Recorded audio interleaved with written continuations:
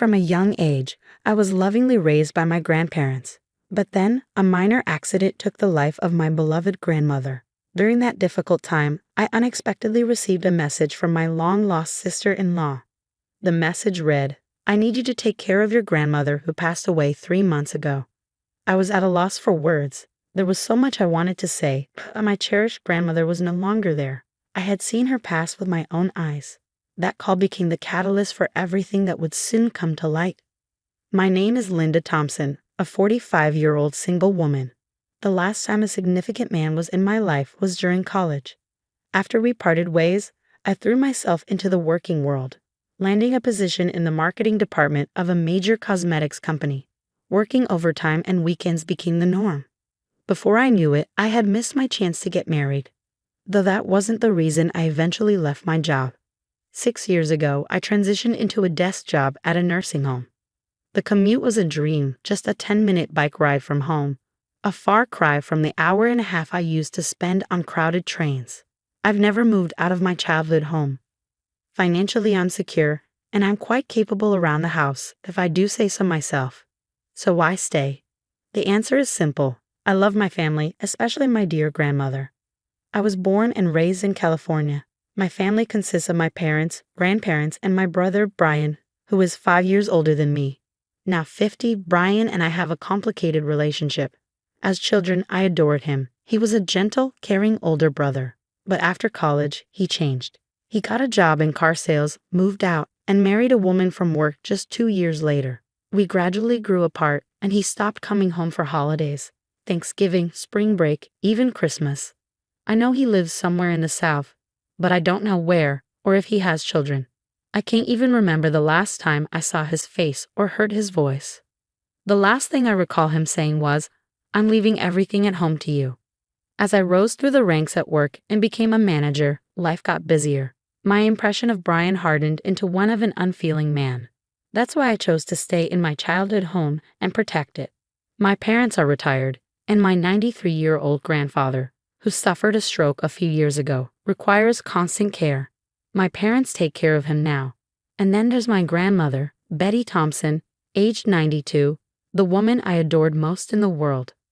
My grandparents raised me when both my parents were working, and Grandma Betty, in particular, taught me everything I needed to know about life. Though she couldn't get out much in recent years, she was still lively, walking around the house on her own. That's why I decided to work at a nursing home, so I could be close to her if anything happened. One day, as I was getting ready to leave for work, Grandma Betty called out to me, "You forgot something." I didn't forget anything, I replied, but she handed me a few black licorice candies. "Here, take these." I smiled. Licorice had always been a favorite of ours. I tucked them into my suit pocket and left the house with a smile. Then tragedy struck, sudden and devastating. Grandma Betty had a severe accident. According to my father, after hanging laundry on the balcony as usual, she missed a step on the stairs and fell. We had always warned her about the stairs, telling her to leave the laundry to Mom and Dad, but Grandma Betty was as stubborn as I am. She believed in doing what she could on her own. It was an unfortunate accident, something we always feared. After suffering complex fractures in her femur and pelvis, she never made it home from the hospital. 4 months later, she passed away due to old age. I was heartbroken. I cried until I could cry no more. But I'm an adult now, and as the breadwinner of this household, I don't have the luxury of wallowing in sorrow. I had to handle everything: funeral arrangements, cremation, interment. Grandma Betty was originally from the Midwest, and with no close relatives to contact, we decided in a family meeting to have a small funeral with just close family members. We had to invite my brother and his wife, and I assumed they'd come without hesitation. But I was wrong. I couldn't reach them by phone or WhatsApp. I even sent an email, but there was no reply. As a last resort, I sent a text message, and the reply came on the day of the cremation. "I'm very busy overseas for work. Sorry, but I can't make it. I'll send the money later." I didn't care about the money. When I saw that message, I found myself speaking out loud without meaning to. Could his job really be so important that he couldn't find the time to say goodbye to the grandmother who adored us so much? It was hard to accept. At the funeral, we placed flowers in Grandma's casket, her makeup impeccably done, making her look as if she were peacefully sleeping. We included a photo of Grandpa and her favorite black licorice candy. While doing this, something shifted in my perception of my brother. From that moment, I started to despise him. Since then, the seasons have changed and it's now winter. For me, it doesn't matter whether it's spring, summer, autumn, or winter. I don't care if it's always winter or always summer. I've even considered quitting my job, but Grandpa is still alive and my parents will need care at some point too. I still need to earn a lot for that. With these thoughts, I mechanically got through my work, my heart filled with emptiness. Then, during a lunch break on a weekday, I received a call from an unexpected person. If the number hadn't been registered, I wouldn't have answered. My smartphone displayed the name Heather Thompson. She's my brother's wife, making her my sister-in-law. The only time we ever talked was briefly after their wedding. And that's all I remember. Why would she be calling now? I considered ignoring it, but the ringing wouldn't stop. Finally, I sighed and decided to answer. Yes, this is Linda. Sorry to disturb you at work. This is Heather, Brian's wife. It's been a while. Heather started, her tone apologetic. Despite being in a higher position and older than me, she always maintained a humble attitude. When she suddenly decided to marry my brother, she made sure to greet my parents and me, even on behalf of my brother. To put it simply, she's a good person.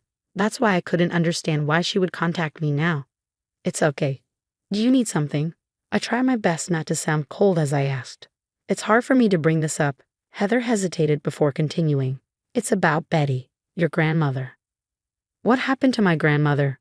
I asked, my voice barely above a whisper. We've been taking care of her on my husband's orders, but it's already been over a month. Could you possibly come to pick her up? What? I couldn't comprehend what Heather was saying. So you're saying you've been taking care of my grandmother Betty, who died 3 months ago? Yes, we've been taking care of Betty at our... Wait, she died 3 months ago?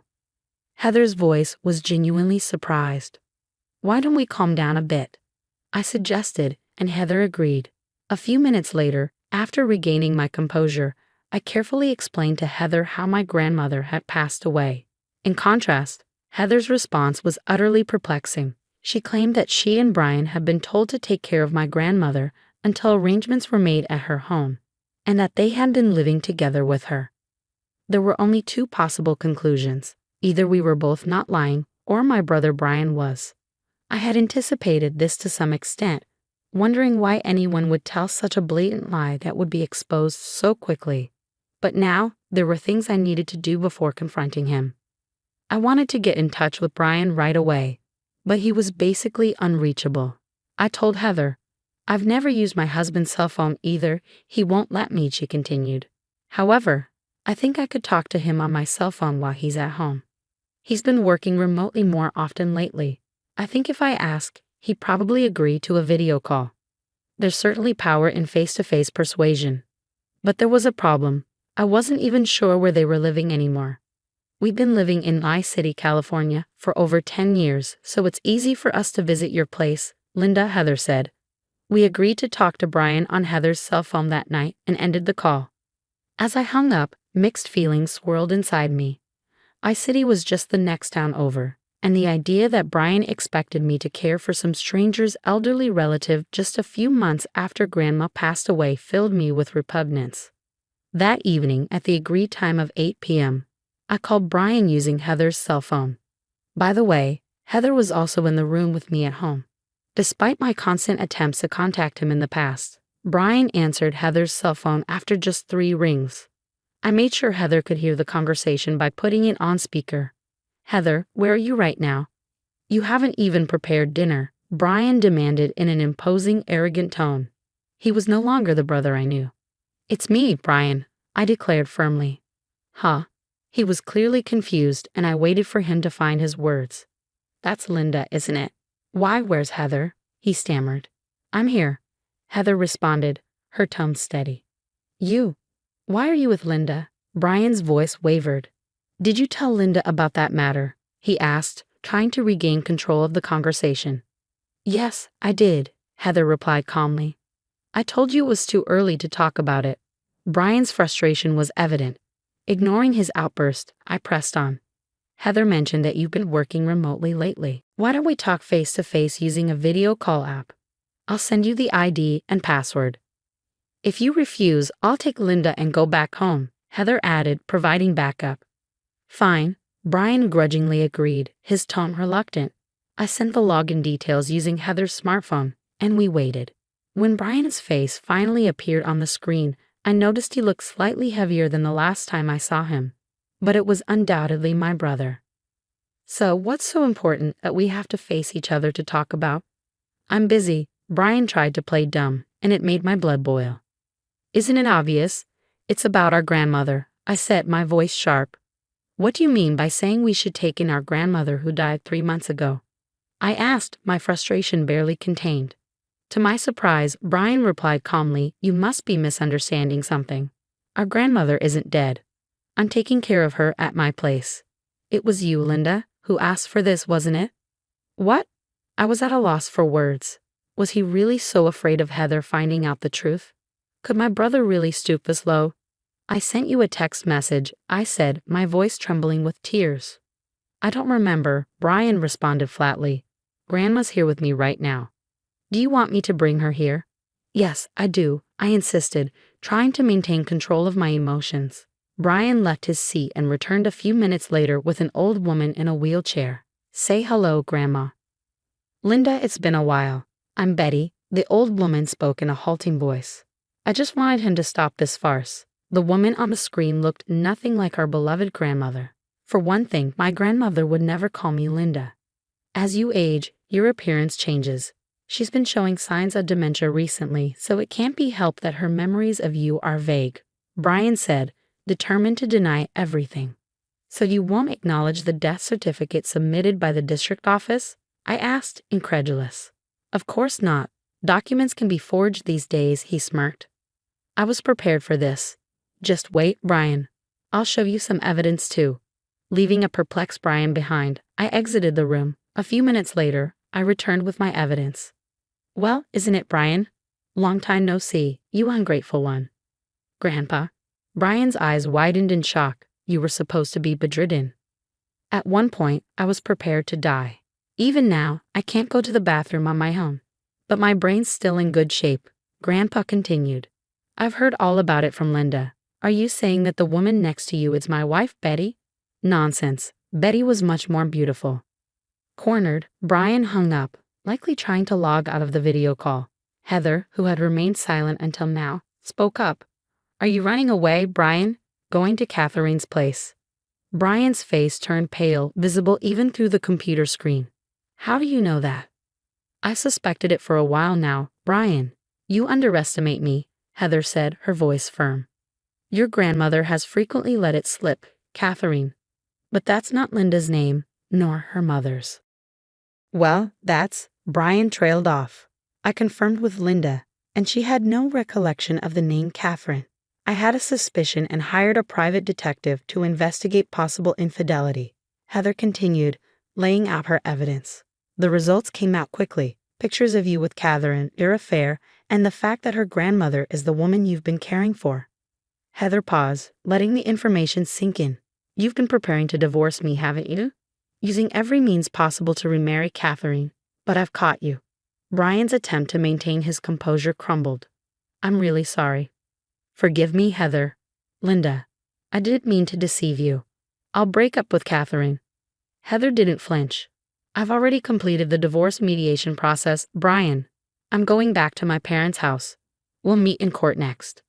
Well then, goodbye, big brother, I said, and with those words, I ended the video call. The seasons have changed, and now, during the autumn equinox, I visited my grandmother's grave alone. Hands clasped together, I silently reported everything that had happened. Brian divorced Heather, and naturally, the outcome was overwhelmingly in Heather's favor. Brian ended up paying an enormous amount of alimony and even came crying back home at one point. However, thanks to Grandpa, who was still mentally sharp, a virtual dissoundment took place. Even his will states that Brian is no longer family. He wished to remarry Catherine. But women in this world are not so eager to marry a divorced man in his 50s with no savings and debt. Brian eventually had to quit his job at the automobile company and is now reportedly living in a cheap one-bedroom apartment, paying alimony while working odd jobs. It's all a case of reaping what you sow. Most of this information about Brian came from Heather, who I've grown close to. We often meet for tea as friends now. Grandmother, I finished everything, I whispered, standing up from the gravestone. A slightly strong breeze blew, and at the same time, I heard a voice I loved so much. Lynn, thank you. Please take care of your grandpa for a little while, the voice said.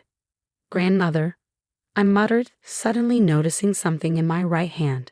It was a piece of black candy, her favorite. But that was strange. I hadn't brought any black candy as an offering today. I'm not particularly a believer in gods or ghosts, but could it be? No, that couldn't be. There's always black candy at the altar, so I must have picked one up unconsciously and put it in my pocket without realizing it. But still, if I think that my grandmother is watching over me from somewhere, I feel like I can keep doing my best in life.